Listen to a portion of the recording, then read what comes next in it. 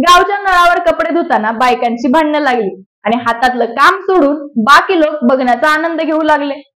पारावर गावच्या चकाट्या पिटणाऱ्या मंडळींचं बोलणं ऐकताना अनेकांचे तासनतास निघून जातात। मंडळी, आता हे काय आपल्याला नवं नाही, पण याला जर फोडणी मारून टीव्हीवर दाखवलं तर आहे की नाही गंमत?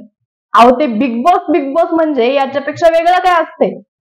सेलिब्रिटी लोक एकाच घरात कसे राहतात, एकमेकांच्या चुगल्या कशा करतात, भांडतात, एकमेकांसोबत तणतात आणि रडतात पण आपल्या पब्लिकला यात मोकार इंटरेस्ट।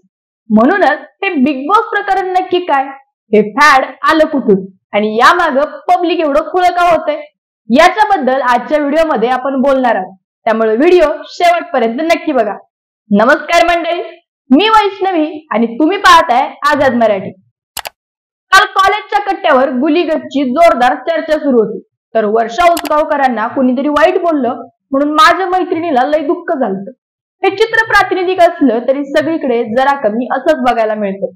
आठवड्याच्या शेवटी ज्या शोचा टीआरपी चक्क ढगात पोहोचलेला असतो त्या मराठी बिग बॉस बद्दल मी बोलते। यंदाचा मराठी बिग बॉसचा सीझन 28 जुलैला सुरू झालाय, पण पहिल्याच दिवसापासून या शोने धुमाकूळ घातलाय। निकिता मोळीचा नकरा, अंकिताचा भांडी घासण्याचा ड्रामा, नाहीतर डीपी आणि इरिनाची मराठीची शिकवणी, हे तर काहीच नाही। गुलीगत सूरज जेव्हा आपली स्टोरी सांगायला लागला तेव्हा लई जण रडले पण असतील। बिग बॉसच्या घरातल्या घडामोडींच्या चर्चा आता प्रत्येक घरात होत आहेत, हे मात्र खरं। पण एक धुमाकूळ घालणारं फॅड आपल्याकडे आलं तरी कुठून? तर मंडळी, मूळचं हे फॅड आहे नेदरलँडचं। जॉन डी मोल ज्युनियर याने विकसित केलेला हा मूळ डच बिग ब्रदर नावाचा शो। नंतर हा big brother format big boss हिंदीच्या नावानं भारतात आला। लाखो दिलो की धडकन सल्लूबाईंनी हा दमदार होस्ट देखील केला। हिंदी बिग बॉसच्या अनेक आवृत्त्या प्रसिद्ध झाल्यानंतर हा शो अनेक भारतीय भाषांमध्ये सुरू झाला आणि महाराष्ट्रात तो डच ते हिंदी असा प्रवास करत बिग बॉस मराठीच्या रूपाने अवतरला देखील। या बिग बॉस मराठीचं पहिलं प्रसारण हे 15 एप्रिल 2018 झालं होतं। आता त्याचा 5वा सीझन सुरू आहे। पहिल्या 4 सीझन मध्ये बिग बॉसची सूत्र महेश मांजरेकरांच्या हाती होती, तर यंदा दमदार होस्ट म्हणून मराठमोळा रितेश देशमुख ही सूत्र सांभाळतो आहे। आता हे बिग बॉसचं घर आणि गेम असतो तरी काय? तर या स्पर्धेत नियमानुसार स्पर्धकांना 100 दिवस एकाच घरात राहायचं असतं, स्वतःचं जेवण बनवायचं असतं, बिग बॉसने दिलेले टास्क पूर्ण करायचे, मग यात ग्रुप असतात, कॅप्टन पदाची चढाओढ असते। पण महत्वाचा विषय म्हणजे या प्रत्येक स्पर्धकाकडे एक माईक असतो, तो माईक लावूनच त्यांना बोलावं लागतं, तेही मराठीतच। या मराठी बिग बॉसच्या घरात जवळपास 100 कॅमेरे आहेत, ज्यामुळे हे लोक कसे राहतात, काय बोलतात हे सगळं प्रेक्षकांपर्यंत पोहोचत असतं। दर आठवड्याला या घरातून एक सदस्य बाहेर पडतो, पण हे सगळं एवढं सोपं नाही बरं का। या घरातलं गटातटाचं राजकारण म्हणजे भावकीला देखील मागे टाकेल। एकमेकांच्या कागाळ्या आणि चर्चा हा या शोचा अस्सल मीठ मसाला असतोय।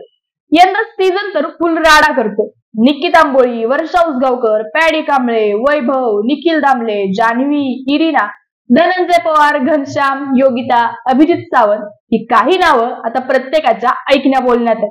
पण हा शो लोकांना एवढा भावतो तरी काय? यासाठी 2 महत्वाचे मुद्दे। एक म्हणजे या शोचं सेलिब्रिटीहूड, म्हणजे ज्या चेहऱ्यांना आपण पडद्यावर किंवा झगमगाटात बघत असतो ते कसे राहतात, भांडतात हे लोकांना बघायला लय आवडतं। दुसरं म्हणजे जवळीकता। यातल्या एका ना एकात आपण स्वतःला पाहत असतो।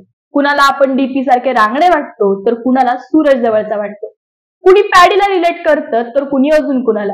पण यामुळे फुल इमोशनल राडा होतो आणि हा शो लोकांना खेचून ठेवतो। आता काही जण म्हणतात हे सगळं स्क्रिप्टेड असतं आणि यासाठी या कलाकारांना बक्कळ पैसे पण मिळतात। हे किती खरं आणि किती खोटं हा विषय वेगळाच आहे, पण लोक बिग बॉस साठी वेडी होतात, हे मात्र खरं।